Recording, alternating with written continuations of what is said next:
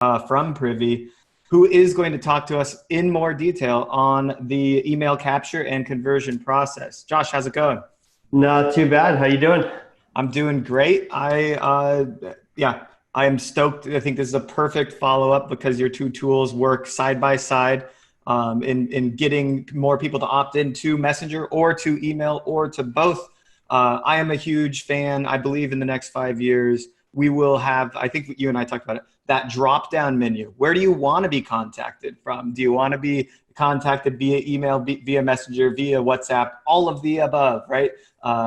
So really excited to have you talk about kind of the future of pop-ups and what we're doing to increase that on-site conversion rate. I will let you take it away. Awesome. Yeah, I think, to some extent, the future that you just talked about is now, which is really exciting. So, absolutely. Let me just share my screen here.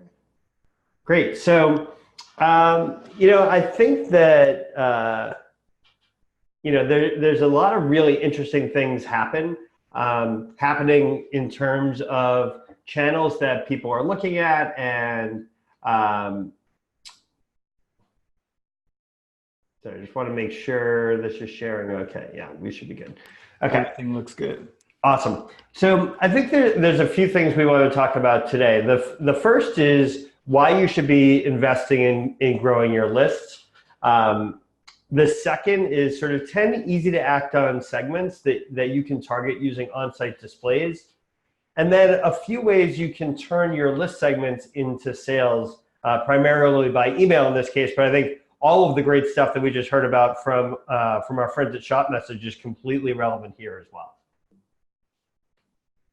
So one of the big questions that we hear from merchants all the time is sort of like, when should I start actively growing my list, right? Every store sort of comes with that standard form at the bottom of the page where someone can sign up. Oftentimes people aren't even thinking about that and connecting it to their email provider. But I think the biggest thing to think about is you want to be proactively growing your list from day one. Like, I love this quote from one of our customers, this guy, Harrison Baum, who's from Daily High Club. They have millions and millions of email addresses now. But he talks about in this interview we did with him, the biggest mistake that I made in the history of the business was not collecting emails sooner, right? Emails unlock so much and contact information in general unlock so much that you want to be doing everything you can. And we'll talk more about that as we go. One of the things that I think sometimes we lose sight of is so many of our platforms are actually rented platforms. So that's, Facebook to some degree can change their algorithm and all of a sudden you're out of luck. Or if you're selling on Amazon, you're beholden to Amazon's rules. And if they make changes, there's really nothing you can do about it. But with your website and your email list and really any permission-based marketing, there's a huge opportunity to really take advantage of and grow your business. So today, email is king. I think there's no question about that. This is some research that we just did. This is the first time I'm actually sharing it. But 52% of shoppers in the survey said that email is their #1 choice for hearing from brands that they like. The second was organic social. I think we all know some of the challenges with organic social in terms of actually getting your message across. But consumers are still thinking that that's a great way to interact with brands. And 80% of shoppers are currently using email to get updates from brands that they like, which is 30 points higher than the next closest channel. So as marketers, we're always super eager to move on to the next exciting thing, which is great, but we can't be leaving behind what consumers are actually doing. So marketers love email, right? The experts at Forrester found that people are twice as likely to sign up for your email list as they are to interact with you on Facebook. And we know that that email has higher conversion rates than search and social media combined. We see it all the time where people send out an email. There's a great quote from this woman, Hannah, at a company called Honest Beef. It's like, I've never sent an email and not gotten sales from it. In fact, we looked across our database. I looked at about 20,000 of our users. And what we find is that on average, every email address that you collect returns $15.23. And that the bigger your store, that number actually goes up per subscriber. But other channels are coming, not knocking SMS and Messenger at all. In fact, 47% of shoppers said they're somewhat or very likely to opt into SMS in the next year. And 34% of shoppers are somewhat or very likely to opt into Messenger in the next year. So I think there's an awareness gap, but there's also opportunities to combine this opt-in experience into a single ask, instead of asking, top right corner one thing, top left corner another thing, maybe a tab. There's too much going on for shoppers.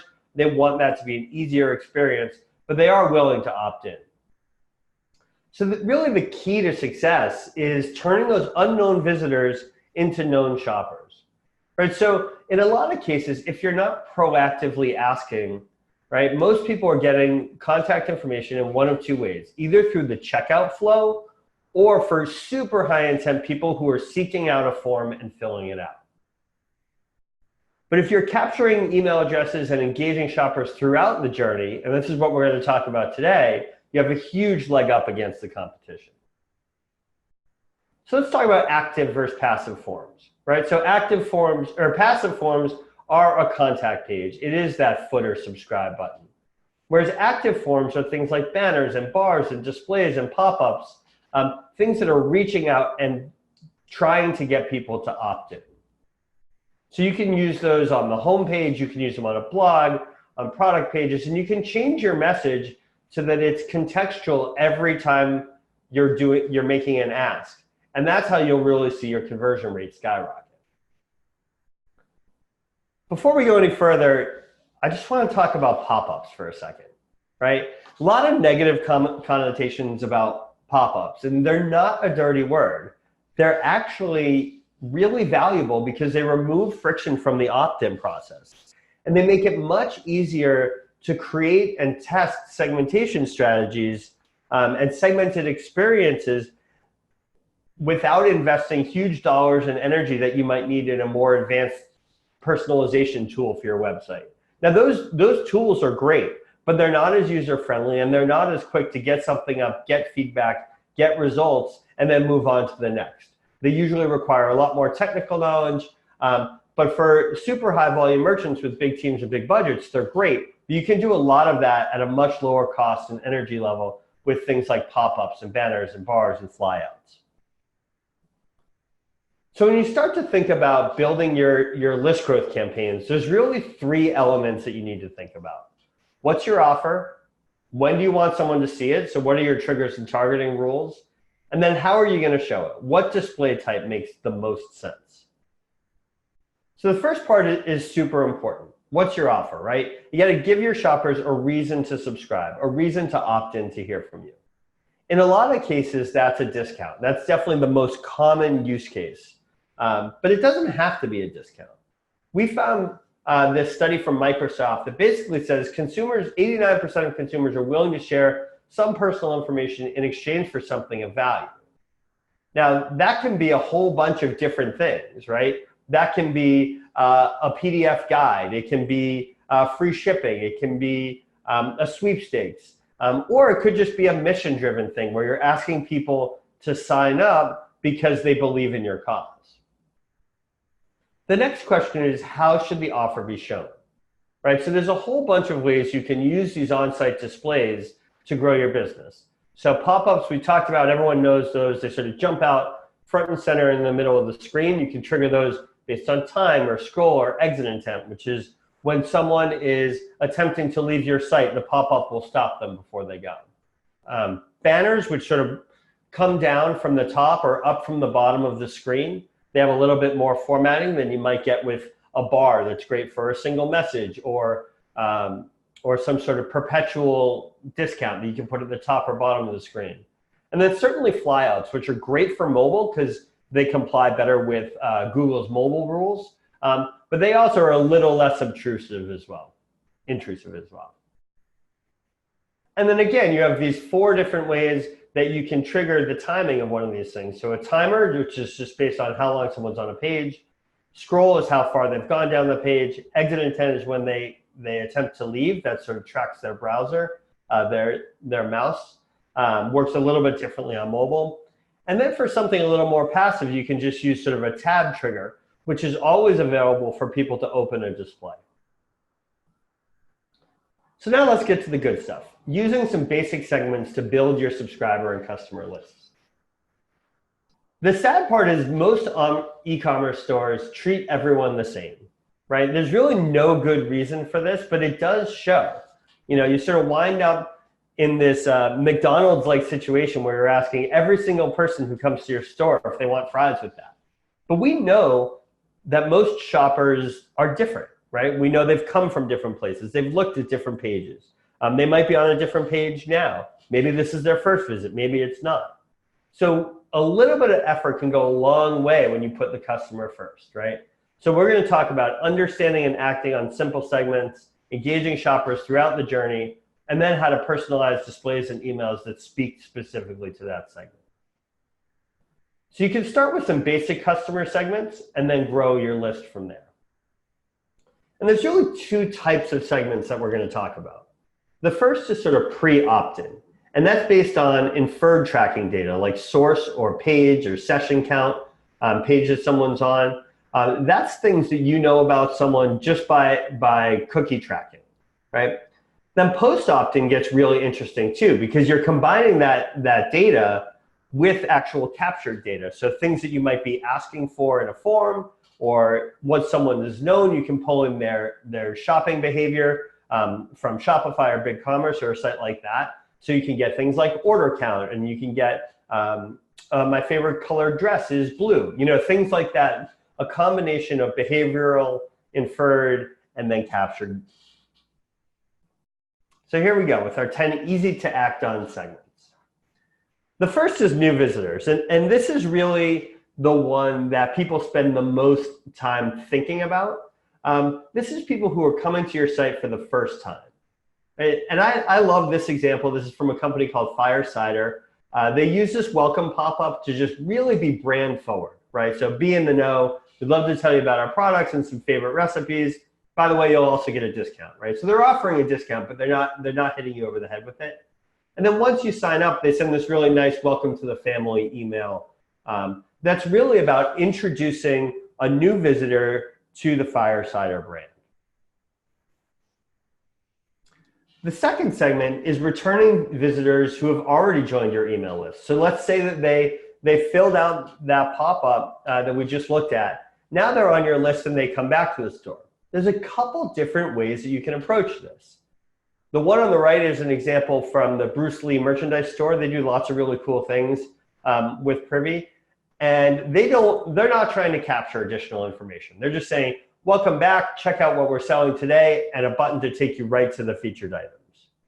On the left, however, we're seeing something a little bit different. This is sort of, I won't go as far as to say progressive profiling, but it's saying, all right, we've already got you to opt into one thing. Now you're back. Here's a great opportunity to say, confirm your email. Now give us your phone number and opt in for SMS notifications. You could do this just as much for Messenger, or maybe even both at the same time. But you've already got them engaged. You're recognizing that they've already done something, and you're building on that customer profile. If they haven't signed up the first time, our third segment here is really about returning visitors who have not joined your list. And oftentimes, this is just as simple as calling it out, right? Welcome back. All of us as shoppers, we kind of know, but don't like to think about the fact that a lot of our behavior is being tracked. But it's always nice when a site acknowledges that you've been there before, right? It's like if you met someone at a cocktail party, how annoying is it when they're like, hey, nice to meet you. And you're like, dude, I met you last week, right? It's the same thing on our websites. The next segment, which is a really good one, is returning visitors who have left with items in their cart, right? So these are people who have already been on your site. They added something to cart and they abandoned. Now they come back and you should be able to tell that they left items in their cart. You want to get them right back to that cart without asking them to do anything else, right? They're deep into the purchase funnel. You want to get them to finish. So nice opportunities there with this segment.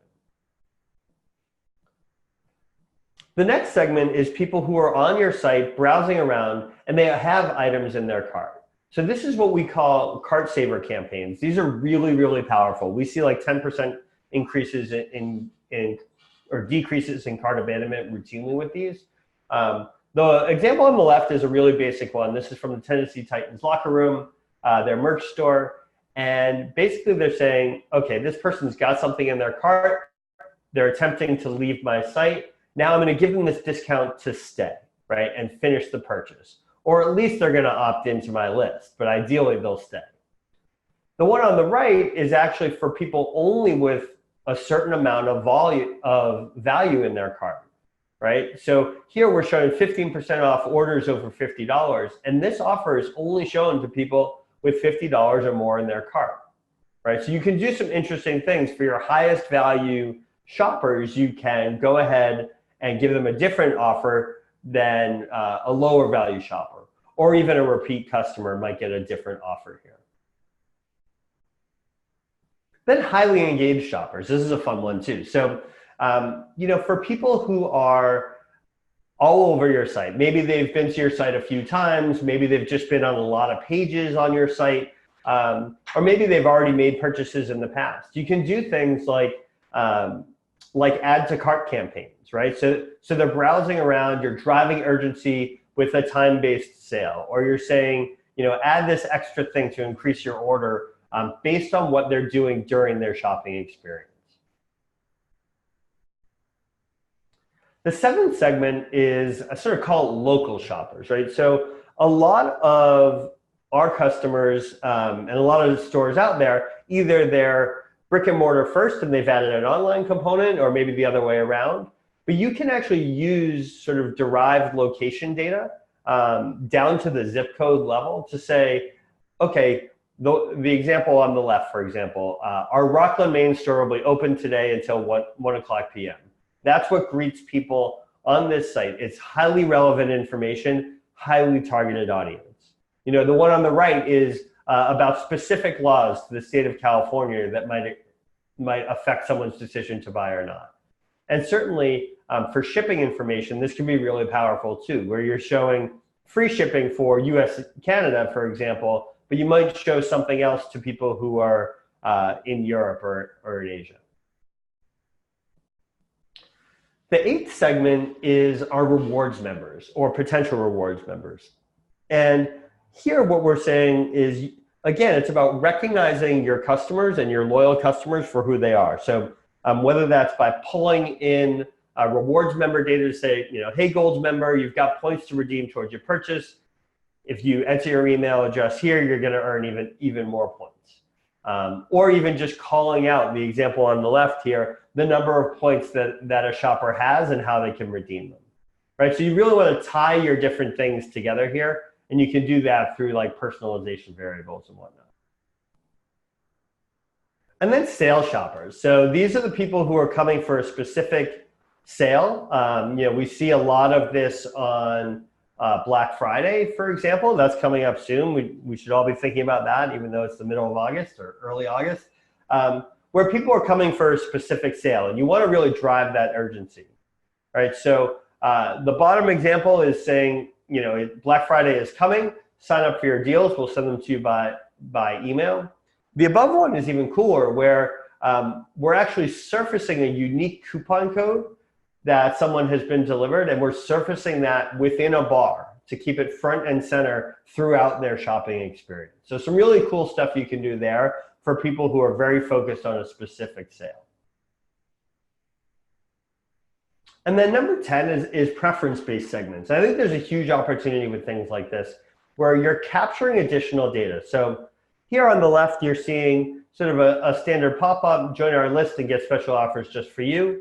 Asking for email address, but also asking a shopper what their favorite dress color is.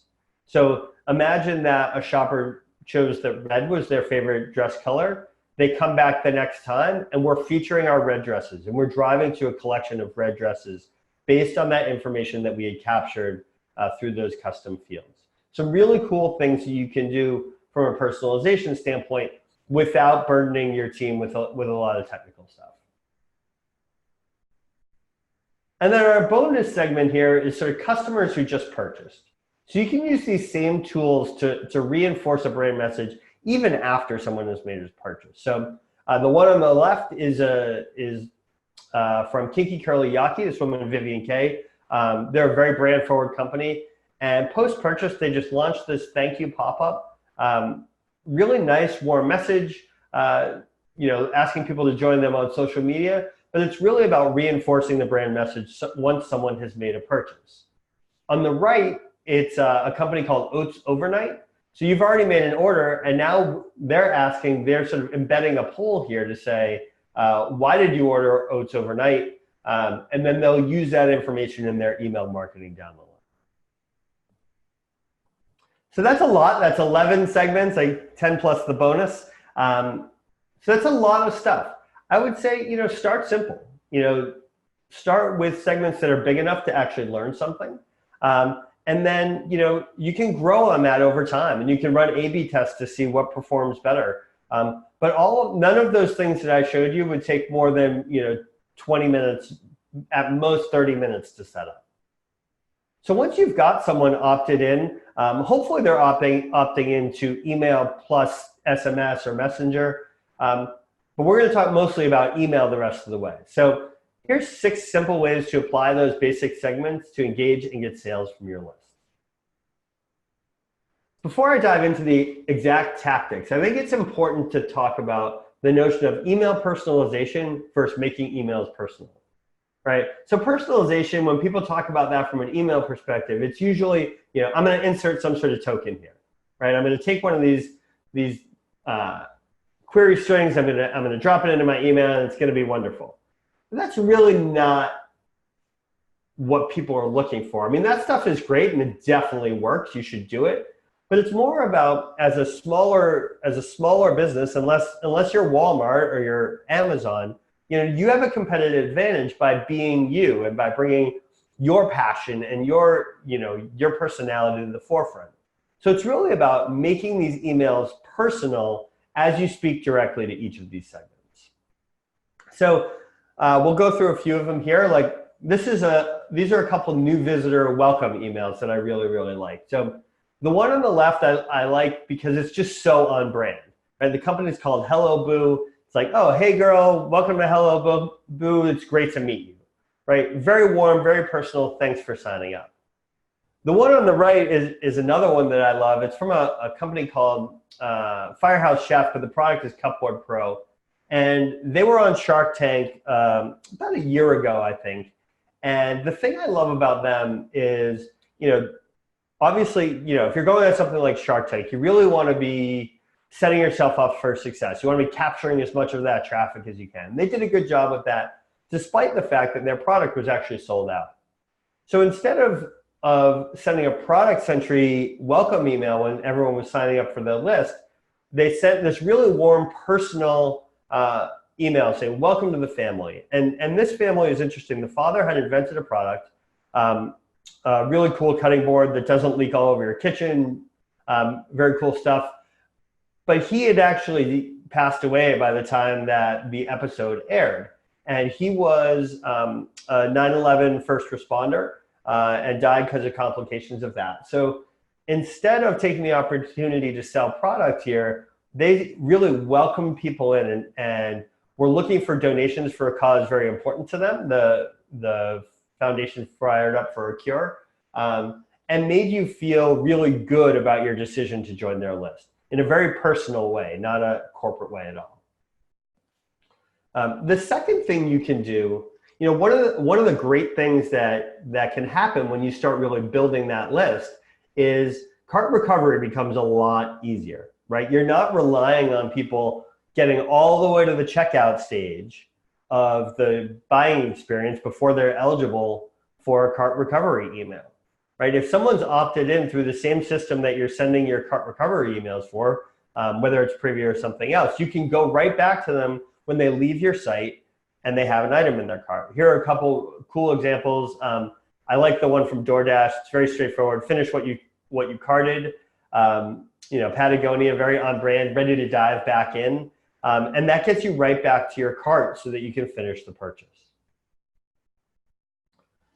The third area is to inspire subscribers who have never purchased before, right? Treating these new subscribers differently than you might with a more loyal customer. So the one on the left, promotion heavy, 30% off your first order just for you, but they're introducing a bunch of sort of brand elements here. But this is focused only on getting that first purchase, right? The one on the right, another great example, just very on brand, focused again on getting that first purchase from new subscribers.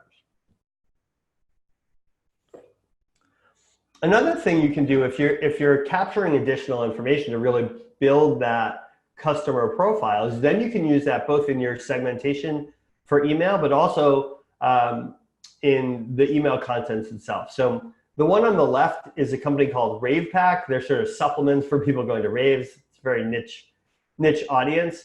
But because they've captured location data, they're able to feature a specific event that's coming up and speak directly to that in their promotional email. So you can't really see it, it's a little small here, but they're really focused on 1 month away from this Las Vegas EDC, what are you waiting for? Get prepared for that event.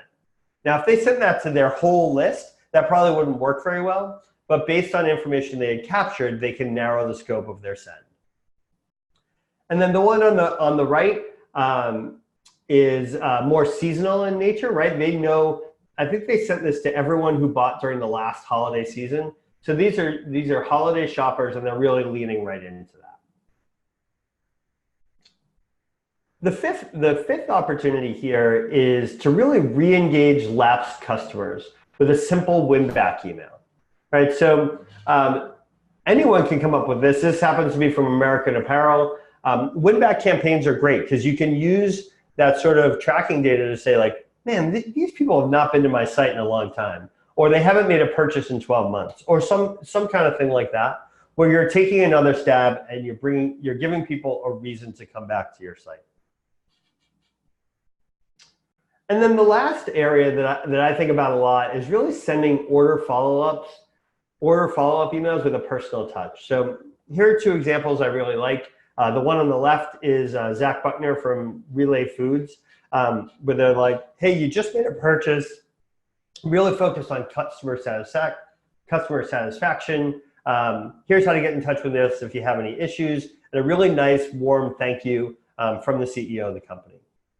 The one on the right is a little bit different. It's sort of it's got an order summary within there, but it's also just a really nice on-brand thing where you order this tent from Wonder and it puts you right into the experience that you're going to have with that image.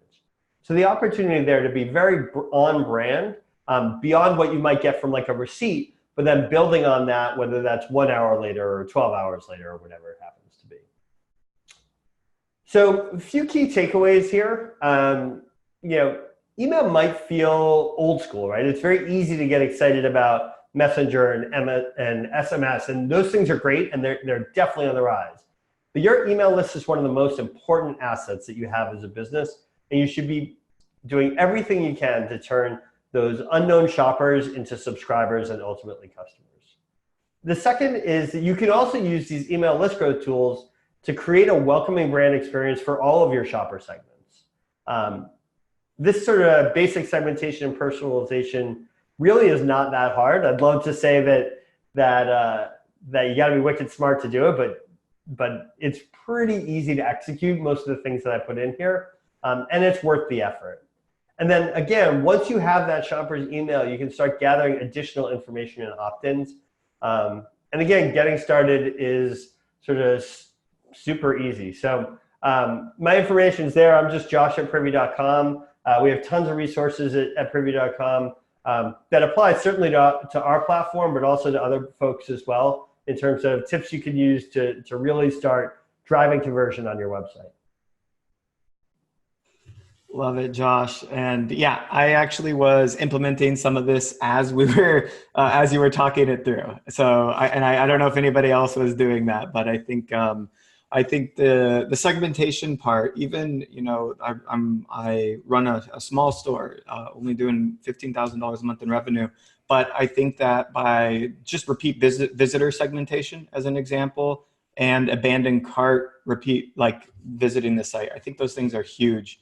And so easy to implement. But I think the best thing to do, coming from my as the executor side of it, is clear a day and really figure out, you know, what you're going to do, why you're going to segment, not just like getting excited because you can segment, but all right, we're going to segment. We're going to also make sure and build split tests because we want these pop-ups to perform at their best, and we want to continue to improve the functionality. And then also my favorite thing to do is like, what additional piece of information should I be collecting from the customer in order to improve the experience? So whether it's like male, female, whether it's, you know, am I a homeowner or not, which applies to my niche, yep. Whatever it is, what festival you're attending for the rave pack, right? Like those kinds of things can be great. So yeah, I think like one of the places that we see that stuff work really well is there's a company called Monica and Andy that does part of their business is maternity clothes, and they're actually capturing due date and gender and using that to segment some of their emails and promotions going forward, and sort of like working backwards from that date. It's pretty smart. Yeah, and of course, you know, things are a little bit different before baby and after baby, so it makes a lot of sense. Exactly. Baby shower stuff. Now you can sell like 1-year-old stuff, so it's a really valuable thing to have. And I know a lot of people collect birthday information, and I've actually seen some stores collect if like there's one that store for grandparents that give their grandkids, so they collect the grandkids' birthdays. How many grandkids do you have? What are their birthdays? And then it's like, you know, right around the kid's birthday, you're going to get an email about something to give them.